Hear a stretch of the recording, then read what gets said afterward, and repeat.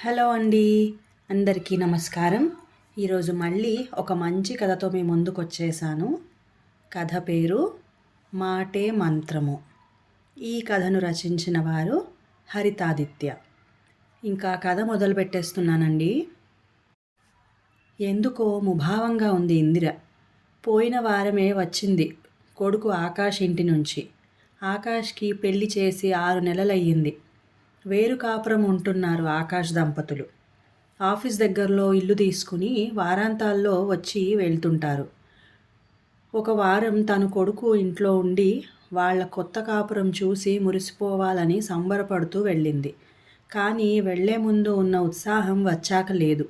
ఏమైంది అంటే ఏమీ లేదు అంటుందే తప్ప అసలు విషయం చెప్పట్లేదని భర్త రామారావు ఆదుర్దాపడుతున్నాడు. అప్పటికి కొడుకుకి ఫోన్ చేసి అడిగాడు, ఏమైనా జరిగిందా, అమ్మ అక్కడ ఎలా ఉంది అని. బాగానే ఉంది, ఏం జరగలేదంటూ పొడి పొడిగా మాట్లాడి పనుందంటూ ఫోన్ పెట్టేశాడు. కోడలు మేఘనే ఏదో అని ఉంటుంది అని అనుమానంగా ఉంది అతనికి. 1-2 సార్లు కొడుకు కోడలిని పొగరుబోతూ అనడం విన్నాడు కూడా. అదే ఆలోచిస్తున్న అతను డోర్ బెల్ శబ్దం అవడంతో ఆ ఆలోచనల నుంచి బయటకి వచ్చి తలుపు తీశాడు. ఎదురుగా ఆకాష్. వీకెండ్ కూడా కాదు, మరి ఎందుకు వచ్చినట్లు అని అనుకుని అమ్మ డల్గా ఉంది అనడంతో వచ్చేసుంటాడు. పిచ్చి సన్నాసి, అమ్మ అంటే ప్రాణం వాడికి అని సంతోషపడుతూ ఇందిరని పిలిచాడు. ఆకాష్ని చూస్తూనే ఇందిర మేఘనేది అని అడిగింది. రాలేదు, వాళ్ళ అమ్మ దగ్గరికి వెళ్ళింది అన్నాడు ముక్తసరిగా. ఆకాష్ కూడా వచ్చినప్పటి నుంచి ముభావంగా ఉన్నాడు. ఏం మాట్లాడాలన్నా ఏదో పరధ్యానంగా అసహనంగా ఉన్నాడు. ఏదో జరిగింది అని అర్థం చేసుకున్న రామారావు ఆకాష్ చెప్పే వరకు ఆగాలని అడగకుండా ఎదురు చూస్తున్నాడు. సాయంత్రం అవడంతో కాఫీలు తెచ్చి ఇద్దరికీ ఇచ్చింది ఇందిర. కప్పు పట్టుకుని తాగకుండా ఏదో దీర్ఘంగా ఆలోచిస్తున్న ఆకాష్ని, తాగు నాన్న, మధ్యాహ్నం భోజనం కూడా సరిగ్గా చేయలేదు, ఇప్పుడేదో ఆలోచిస్తున్నావు, మాతో ఏమైనా చెప్పాలా అడిగాడు రామారావు ఇక ఉండబట్టలేక. నాన్నగారు, నేను మేఘన విడిపోవాలనుకుంటున్నాం, బాంబు పేల్చాడు ఆకాష్. ఉలిక్కిపడ్డ రామారావు షాక్లో ఉండిపోయాడు. భార్య విషయంలో కూడా కోడలినే దోషిగా భావిస్తున్న ఆయన తేరుకొని నీకు నచ్చినట్లు చెయ్యి, ముందు కాఫీ తాగు అనేసి వెళ్ళిపోయాడు మౌనంగా. ఇవన్నీ వింటూ కూడా ఏమీ పట్టించుకోకుండా చాలా మామూలుగా కాఫీ కప్పులు తిరిగి తీసుకెళ్తున్న ఇందిరని చూసి ఆశ్చర్యపోయారిద్దరూ. ఈ సంభాషణ జరిగిన కాసేపటికి మొక్కలకి నీళ్లు పోయడానికి డాబా మీదకి వెళ్ళింది ఇందిర, తన రోజువారీ పనుల్లో భాగంగా. ఆకాష్ కూడా వెనకే వెళ్ళి తల్లి చెయ్యి పట్టుకుని అక్కడే వారు కూర్చుని మాట్లాడుకునేందుకు కట్టించుకున్న సిమెంట్ అరుగు మీదకి తీసుకువచ్చి కూర్చోబెట్టాడు. ఏమ్మా, నేను చూస్తూనే ఉన్నా, నాతో అసలు మాట్లాడడం లేదు, ఇంకా ఆ సంఘటనే తలుచుకుంటున్నావా అని అడిగాడు. మోటార్ వేసి నీళ్లు నిండాయా ట్యాంక్లో అని చూడ్డానికి వచ్చిన రామారావు వీరి మాటలు విని అక్కడే ఆగిపోయాడు. అటువైపు తిరిగి కూర్చున్న ఆకాష్, ఇందిరలు రామారావు రాకని గుర్తించలేదు. చెప్పమ్మా మళ్ళీ అడిగాడు ఆకాష్ బతిమాలుతున్నట్లుగా. ఆమె ఆకాష్ చేతుల్లోంచి తన చేయి విడిపించుకుంది. తీక్షణంగా ఆకాష్నే చూస్తూ, మేఘన మీద చేయి చేసుకుని నువ్వు నీ వ్యక్తిత్వాన్నే కాదు, మా పెంపకాన్ని కూడా పాతాళంలోకి నెట్టావు అనంది. ఏదో జరిగింది. కొడుకు కోడలిపై చేయి చేసుకునేంత దూరం వెళ్ళింది. ఇందిర చెప్పనే లేదు. బహుశా తనకి కోపం వస్తుందని ఆగిందా, లేక బాధపడతాననుకుందా, తెలియడం లేదే అని రకరకాలుగా ఆలోచిస్తున్నాడు. దగ్గరికి వెళ్ళి అడిగే కంటే పూర్తి విషయం తెలుసుకుందామని అక్కడే ఆగి వింటున్నాడు రామారావు. నువ్వే చూశావుగా తను ఎన్నేసి మాటలన్నదో, చాలా పొగరు అన్నాడు ఆకాష్ కోపంగా. నాకేమలా అనిపించలేదు, నువ్వు అన్నదానికి తను సమాధానం చెప్పింది, అది నువ్వు ఒప్పుకోలేకపోయావు దృఢంగా అంది ఇందిర. ఇన్ని రోజులు కోడలిదే తప్పు అనుకుంటున్న రామారావు ఇది విని ఆశ్చర్యపోయాడు. సరే, ఇంతకీ విడాకులెందుకు? నిర్ణయం తీసుకునే ముందు మీ పెళ్లి జరిపించిన మేం గుర్తు రాలేదా సూటిగా అడిగింది ఇందిర. దెబ్బ మాది అంటే నొప్పి కూడా మాకే కదా అన్నాడు ఆకాష్ ఏదో సినిమాలో పంచ్ డైలాగ్ లాగా. నిజమే గాని మేం ఆ దెబ్బలకి మందో మంత్రమో వేయగలమా లేదా అనేది కూడా చూడాలిగా అంది అదే స్టైల్లో. అమ్మ ఎప్పుడూ గొడవలే, తన ఏడుపులే.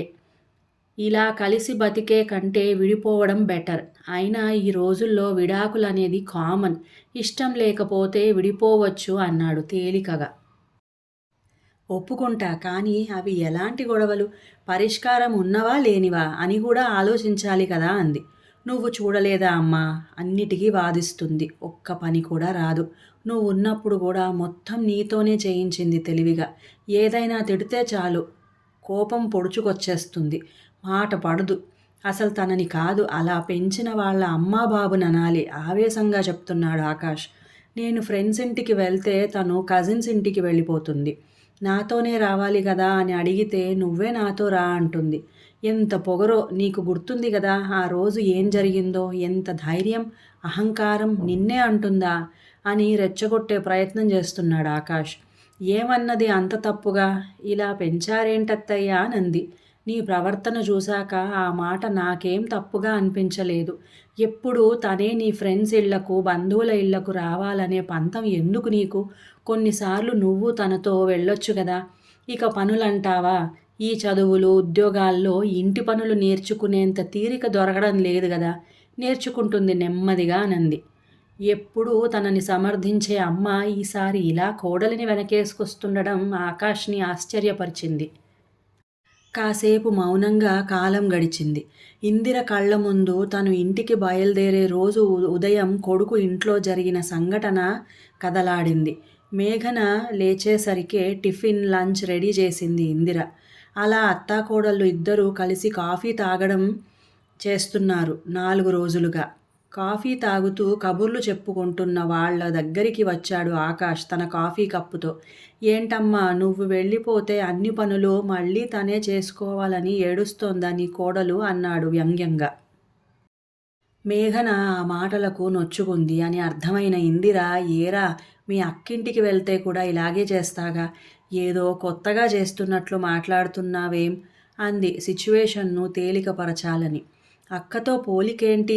తను జాబ్ చేస్తుంది, ఇంకా పిల్లలతో పాటు వాళ్ళ అత్తమామల్ని కూడా చూసుకుంటుంది. ఈవిడకి మేమిద్దరమే అయినా ఒళ్ళు వంగదు అన్నాడు నవ్వుతూ. అది ఎంత మాత్రము హాస్యాస్పదమైన విషయం కాకపోయినా అలా నవ్వటం మేఘన, ఇందిరలకి నచ్చలేదు. ఇలాగే ప్రతిదానికి దెప్పుతుంటాడు, వదినతో పోల్చుతుంటాడత్తయ్యా అంది మేఘన నొచ్చుకున్న గొంతుతో. అవమానంగా అనిపించిందో బాధపడ్డదో అక్కడ నుంచి వెళ్ళిపోయింది. ఆకాష్ కూడా వెనకే వెళ్ళాడు. గదిలో ఇద్దరి వాదులాట బయట దాకా వినిపిస్తూనే ఉంది. నేనేమన్నానని అమ్మ ముందు సీన్ చేస్తున్నావు అన్నాడు ఆకాష్. ఏంటి ఆకాష్ నీ ప్రాబ్లం?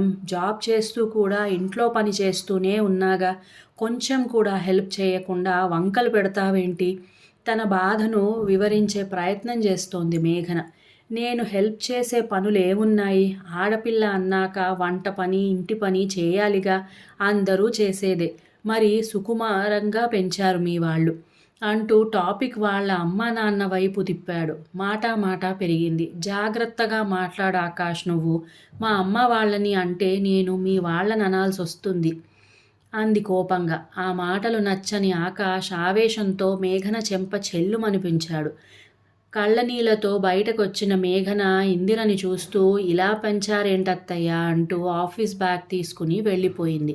ఆ క్షణం నుంచి ఇందిర మౌనంగా ఉండిపోయింది. నా మీద నీకు కోపం వచ్చిందని అర్థమైందమ్మా, కానీ నేను కావాలని కొట్టలేదు, తనే రెచ్చగొట్టింది అన్నాడు ఆకాష్ తనని తాను సమర్థించుకుంటూ. ఆ మాటకి మళ్ళీ ప్రస్తుతంలోకి వచ్చిన ఇందిర, అవునా, ఎన్నోసార్లు నేను కూడా నిన్ను తిట్టాను, మరి నన్ను కొట్టలేదే? ఓహో, అమ్మని కదా అని సంస్కారం అడ్డు వచ్చిందేమో. సంతోషం. మరి ఆఫీస్లో మీ బాస్ బాగా విసిగిస్తున్నాడని ఆఖరికి రిజైన్ చేద్దామని కూడా అనుకున్నావు కదా, మరి అంతలా విసిగించిన మీ బాస్ని కొట్టలేదే?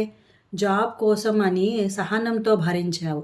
నీ భార్య మీద చేయి చేసుకునే ముందు ఆ సంస్కారం, సహనం ఏమైపోయాయి? భార్యగా భరించాలి అని గ్రాంటెడ్గా తీసుకున్నావా?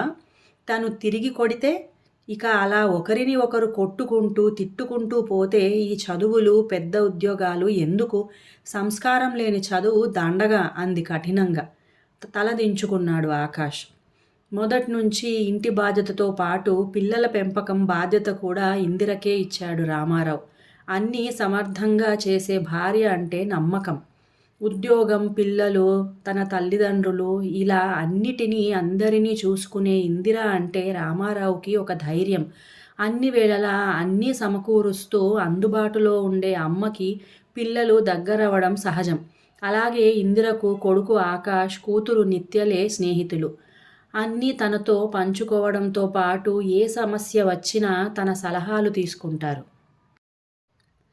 2 ఏళ్ల క్రితం కూతురు నిత్య కూడా ఇలాగే మెట్టినింట సమస్య అని ఇంటికి వస్తే చాలా రకాలుగా మంచి మాటలు చెప్పి పంపింది ఇందిర. ఏం మంత్రం వేసిందో గాని నిత్య కాపురం బాగానే సర్దుకుంది. ఒకసారి పండగకి వచ్చిన వియ్యాలవారు అల్లుడు నిత్యని మెచ్చుకుంటూ ఉంటే గర్వపడ్డాడు రామారావు. కాబట్టి కొడుక్కి కూడా ఏదో మంచి మాటలే చెప్పి కాపురం దిద్దుతుంది అని వారిని డిస్టర్బ్ చేయకుండా అక్కడే నిలబడి ఏం చెప్తుందా అని వింటున్నాడు. పెళ్ళి అయినప్పుడే నీకు కొన్ని విషయాలు చెప్పాలి అనుకున్నాను. తెలివైన వాడివి, బాగా చదువుకున్నవాడివి, ఈ కాలం కుర్రాడివి గదా, అవసరం లేదేమో అనుకున్నా. అదే నేను చేసిన తప్పు అనంది. ఆడపిల్లలకి చెబుతారు కానీ నాకు చెప్పేదేంటమ్మా విసుగ్గా అన్నాడు ఆకాష్. నిజమే, ఆడపిల్లలు వేరే ఇంటికి వెళ్తారు కాబట్టి వాళ్ళకి చెప్పేవారు. కానీ ఇప్పుడు ఉద్యోగాలని, ప్రైవసీ అని మగపిల్లలు కూడా పెళ్ళయ్యాక దూరం వెళ్తున్నారు. తప్పొప్పులు చెప్పే పెద్దవారు పక్కన ఉండటం లేదు. మనల్ని నమ్మి పెళ్లి చేసి పంపిన ఆడపిల్ల తల్లిదండ్రులకు సమాధానం చెప్పాలి కాబట్టి నన్నడిగితే మగపిల్లలకి జాగ్రత్తలు చెప్పడమే కరెక్ట్ అంటాను అంది ఇందిర. అయోమయంగా చూస్తున్నాడు ఆకాష్ తల నిమురుతూ. నిన్ను ఒక విషయం అడగనా అనంది. అడుగు అన్నట్లు తలూపాడు. పెళ్ళికి ముందు ప్రిపేర్డ్గా ఉన్నావా పెళ్లి చేసుకోవడానికి అని అడిగాను. అవును అన్నావు. ఏం ప్రిపేర్ అయ్యావు అని అడిగింది. మంచి జీతం, ఆరోగ్యంగా ఉన్నాను, ఇల్లు కొన్నాను, వయసు కూడా 25 దాటింది, ఇంకేం కావాలి అన్నాడు ఒకంత గర్వంగా. ఉన్నాయి 2 ముఖ్యమైనవి, గౌరవం, స్వేచ్ఛ. అర్థం కానట్టు చూస్తున్న ఆకాష్తో మళ్ళీ చెప్పింది. భార్య ఇష్టాలను గౌరవించడం, తన జీవితం తన చేతుల్లోనే ఉంది అనిపించేంత స్వేచ్ఛగా బతకనివ్వడం. ఆ మాటలు నచ్చనట్టు మొహం పెట్టాడు ఆకాష్. అది గమనించిన ఇందిర నీకు వివరంగా చెప్తాను, ఓపిగ్గా వింటావా అని అడిగింది. అన్నాడు ఆకాష్. మా అమ్మమ్మ వాళ్ళ తరంలో తాతయ్య పొలం పనులు, బయట పనులు చేస్తూ ఉంటే అమ్మమ్మ 10 మంది పిల్లల ఆలనా పాలన, ఇల్లు, గొడ్లు అన్నీ చూసుకునేది. ఆర్థికంగా ఎలా ఉన్నా ఎవరి బాధ్యతలు వారివి. ఒకరిని ఒకరు అర్థం చేసుకుని గుట్టుగా అన్యోన్యంగా కాపురం చేసుకునేవారు.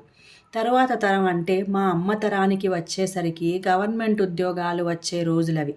మగవారు ఉద్యోగాలకి వెళ్తే ఇంట్లో 5, 6 పిల్లలతో వచ్చే పోయే బంధువుల పెట్టుపోతలతో సంసారాలు లాక్కొచ్చారు అప్పటి ఆడవారు. అయినా భర్తే ఆ ఇంటికి యజమాని. భార్య అన్నీ సపర్యలు చేసేది, చేయాలి కూడా. ఇక మా దాకా వచ్చేసరికి ఇంట్లో ఉండే ఆడవారు కొందరైతే వేడినీళ్ళకి చన్నీళ్ళు అన్నట్టు ఉద్యోగాలు చేసేవారు మరికొందరు. ఉద్యోగం చేస్తున్నా సరే ఇంటి పనుల్లో మగవారి సహాయం తీసుకునేవారు కాదు. ఒకవేళ అడిగినా అత్తగారు, మావగారు, ఇరుగు పొరుగులతో సహా తప్పుపడతారు. తరాలు మారే కొద్దీ ఎక్కడో ఆడవారికి, ముఖ్యంగా భార్యలకి గౌరవం ఇవ్వడం తగ్గింది. ఆఫీసుల్లో చిరాకులు, ఆర్థిక ఇబ్బందులు ఇలా ఏమున్నా విసుగు చూపించేది భార్య మీదే. అన్నీ చేస్తూ మాటలు కూడా భరించి ఆ భర్తని అనుసరిస్తూనే ఆ స్త్రీ ఉత్తమ ఇల్లాలు అని అనిపించుకుంటుంది. నా విషయమే తీసుకుంటే టీచర్ ఉద్యోగం చేస్తూ 2 పిల్లల్ని మీ నాన్నమ్మ, తాతయ్యలతో పాటు మీ బాబాయిల పెళ్ళిళ్ళు, అత్తయ్యలకి పెట్టుపోతలు అన్నీ చూసే నాకు చిరాకులుండవా? డబ్బు సమస్య ఒక్కటే కాదుగా, చాకిరీ ఉంటుందిగా. అది ఎవరైనా అర్థం చేసుకునేవారా? భర్త మీద కోపం చూపించకూడదు. పిల్లలు పసివారు, అత్తమావలు తల్లిదండ్రులతో సమానం. మా ఫ్రస్ట్రేషన్ ఎలా తీర్చుకోవాలో తెలియక ఏడుస్తాం నిస్సహాయంగా. ఓర్చుకోలేక ఎప్పుడైనా అమ్మ వాళ్ళకి చెప్తే సర్దుకోవాలి. సహనం ఆడవారికి దేవుడిచ్చిన వరం. అన్నీ చేయగల నేర్పు ఆడవారికి పుట్టుకతో వస్తుంది అనేవారు. అలా మమ్మల్ని మానసికంగా ప్రిపేర్ చేసేవారు. సూపర్ ఉమెన్ ముసుగులో ఎంత స్ట్రెస్‌నైనా పంటి బిగువున ఓర్చుకునేవాళ్ళం. ఇప్పుడు ఆ పరిస్థితులు లేవు. అందరికీ ఒకరు లేక ఇద్దరు పిల్లలు. అది ఆడైనా, మగైనా సమానంగా పెంచుతున్నారు. అన్నింటిలో ఆడపిల్లల్ని కూడా ప్రోత్సహిస్తున్నారు. అలా చిన్ననాటి నుంచి సమానత్వానికి అలవాటు పడిన ఆడపిల్లలు పెళ్లి అయ్యాక మాత్రం భర్త ఎక్కువ, ఏమిటో ఎందుకో అర్థం కాక తికమక పడుతున్నారు. అక్క కూడా అలానే సఫర్ అయ్యింది అప్పట్లో. అన్నింటిలో నెగ్గుతూ ఎన్నో దాటుతూ ఇంత దూరం వచ్చిన ఆడపిల్లల్ని ఈ పెళ్ళి అనే దాంట్లో భర్త అనే పరీక్ష పెట్టి మళ్ళీ పాత రోజుల వైపు తీసుకెళ్తున్నాం. నీ విషయమే తీసుకుందాం. నీకు వంట వచ్చు కదా! పెళ్ళయ్యాక సరదాకి కాదు కదా! మేఘన జ్వరంతో ఉన్నప్పుడు కూడా వంట చేయలేదుట. ఎందుకు? సూటిగా అడిగింది కావేరి. నా వంట అలవాటైతే తను చేయడం మానేస్తుందని నసిగాడు వంశీ. ఎందుకు అనుకున్నావలా అని అడిగింది. రమేష్ అన్న చెప్పాడు. టక్కుమని చెప్పాడు వంశీ. నీకంటూ ఆలోచన లేదా? వాళ్ళు వీళ్ళు చెప్పగానే వినేస్తావా? రమేష్ అన్ననే విడాకులు తీసుకుని ఒంటరిగా ఉన్నాడు. నీకేం సలహా ఇస్తాడు? అన్ని బంధాల్లోకి పవిత్రమైనది వివాహ బంధం. అది ఇప్పటి రోజుల్లో నిలబెట్టుకోవడం కష్టతరమవుతోంది. మేఘన వాళ్ళ అమ్మా నాన్నలకు ఒక్కతే కూతురు. అల్లారు ముద్దుగా పెంచుకున్నారు. నీతో సమానమైన చదువు, జీతం, ఆస్తిపాస్తులున్న పిల్లని నీకిచ్చి ఎందుకు పెళ్లి చేశారు? ఇంత ముద్ద అన్నం పెడతావనా? తలదాచుకోవడానికి ఇల్లు ఇస్తావనా? లేక వాళ్ళ పిల్ల వాళ్లకు భారమయ్యిందా? వారి తర్వాత వారిలా చూసుకుంటావని, జీవితాంతం తోడుగా ఉంటావని, పిల్లా పాపలతో ఇద్దరూ సుఖంగా ఉంటారని. మనం కూడా అక్కకి పెళ్లి చేసేటప్పుడు ఇలానే అనుకున్నాం గదా! మరిప్పుడు ఎలా మారావు? మాటకి ముందో వెటకారం, వెనకో వేళాకోళం. ఎక్కడ నేర్చుకున్నావిది? పెళ్లి చేసుకునేది తోడు కోసం, మీకంటూ ఒక జీవితం ఉండటం కోసం. మేఘన నీతో కలిసి బతకాలని వచ్చింది, నీ కింద బతకాలని కాదు. కాలానికి అనుగుణంగా మన మనస్తత్వం మారాలి. ఒక్కసారి ఊహించుకో, అధికారులు, అహంకారాలకు బదులు బాధ్యతలు, ప్రేమలు ఉంటే ఆ కాపురం ఎంత అందంగా ఉంటుందో. వేరువేరు కుటుంబాలు, అలవాట్లు, ఆచారాల నుంచి వచ్చిన ఇద్దరు ఒకే జీవితం, ఒకే కుటుంబంగా మారడమే వివాహ వ్యవస్థ. దీన్ని నిలుపుకునే బాధ్యత నీ మీదే ఎక్కువ శాతం ఉంది. అసలిద్దరూ కలిసి టీ తాగడం, డిన్నర్ ప్రిపేర్ చేసుకోవడం, కబుర్లు చెప్పుకుంటూ తినడం చేయండి. మార్పు నీకే తెలుస్తుంది. తను నా మనిషి అనే అభిమానంతో చూడు, అన్నీ అవే సర్దుకుంటాయి. ఆ ఇంటి యువరాణి నీ ఇంటి మహారాణి. మీ తరం మగపిల్లలైనా ఆ పాత ఆలోచనలు వదలండి. మీ విలువల్ని కాపాడుకుంటూ మీ భార్యకు తగ్గ గౌరవాన్నివ్వండి. చివరగా ఒక్క మాట. వాళ్ళ అమ్మా నాన్నల్ని హేళన చేయడం, అమర్యాదగా మాట్లాడటం చాలా తప్పు. అంత సంస్కారహీనంగా ప్రవర్తించకు. మనల్ని నమ్మి వాళ్ళ ప్రాణాన్ని మన ఇంటికి పంపారు. మనము అంతే ప్రాణంగా చూసుకోవాలి కదా! నేను చెప్పినవి ప్రయత్నించి చూడు. అప్పటికి మీరు కలిసి ఉండలేమనుకుంటే విడాకులు అనే ఆప్షన్ మీకు ఎప్పుడూ అందుబాటులోనే ఉంటుంది. ఇందిర తన సుదీర్ఘ ఉపన్యాసం ముగించి ఆకాష్ని చూసింది. తన మాటలు ప్రభావం చూపిస్తున్నాయి అని గ్రహించింది ఇందిర. కిందకి వెళ్లేందుకు లేచింది. వాళ్ళు రావడం చూసిన రామారావు గబగబా కిందకు వెళ్ళిపోయాడు. 2 ఏళ్ల తరువాత ఆకాష్, మేఘనలకి పండంటి బాబు పుట్టాడు. ఆ రోజే నామకరణం జరిగింది. 3వ నెల కావడంతో బాబుతో సహా అత్తవారింటికి పంపుతున్నారు. అన్నీ సర్దుతున్నారు మేఘన, ఆమె తల్లి. మనవణ్ణి ఎత్తుకుని మురిసిపోతున్న ఇందిర చేయి పట్టుకుని బాబుని ఆడపడుచుకి ఇచ్చి గదిలోకి తీసుకొచ్చింది మేఘన. థాంక్స్ అత్తయ్య, ఇలాంటి రోజు ఒకటొస్తుందని అనుకోలేదు. మీ వల్లే ఇదంతా నంది. పక్కనే ఉన్న మేఘన తల్లి, నిజం వదినగారు, అంపకాలప్పటికన్నా ఈరోజు ధైర్యంగా, సంతోషంగా పంపిస్తున్నమ్మ అమ్మాయిని అనంది. నా ఫ్రెండ్స్ అందరూ ఆకాష్ లాంటి భర్త రావటం నీ అదృష్టం అని అంటారు. నేను వాళ్ళకి చెబుతుంటా, మా అత్తయ్య లాంటి అత్తగారు రావటం మరీ అదృష్టం అని. చెమర్చిన కళ్ళతో ఒకరినొకరు హత్తుకున్నారు అత్తాకోడళ్ళు. ఆనందంతో మనసు నిండిపోయిన ఇందిర దూరంగా వియ్యంకుడితో కబుర్లు చెప్తూ సామాన్లు సర్దుతున్న రామారావుని చూసింది. ఆ రోజు తర్వాత రామారావులో వచ్చిన మార్పు చూసి వాళ్ళ సంభాషణ విన్నాడని అర్థం చేసుకుంది. ఇన్నేళ్లకి తన వైవాహిక జీవితంలో కూడా పెద్ద మార్పులు రావటం, ముఖ్యంగా భర్త తనకి, తన వాళ్ళకి, తన ఇష్టాయిష్టాలకు గౌరవం ఇవ్వటం చూసి మనసులోనే సంబరపడింది. మీ ఆధ్వర్యంలో మీలానే పెంచుతా అత్తయ్య అంటున్న మేఘనని చూసి ఆకాష్ మేఘనల ముచ్చటైన కాపురాన్ని చూసి మురిసిపోయింది. ఇంకా కథ సమాప్తం. ఈ కథ మీకు నచ్చినట్లయితే ప్లీజ్ లైక్ చేయండి, షేర్ చేయండి, మంచి కామెంట్ పెట్టండి, అలాగే బెల్ ఐకాన్ని క్లిక్ చేయండి. అలాగే నా సంగీతం ఛానల్ సాగరిక సంగీత మండలి ఛానల్ని కూడా సబ్స్క్రైబ్ చేసుకొని మంచి దైవభక్తి పాటల్ని వినండి. ఇంకా సెలవు.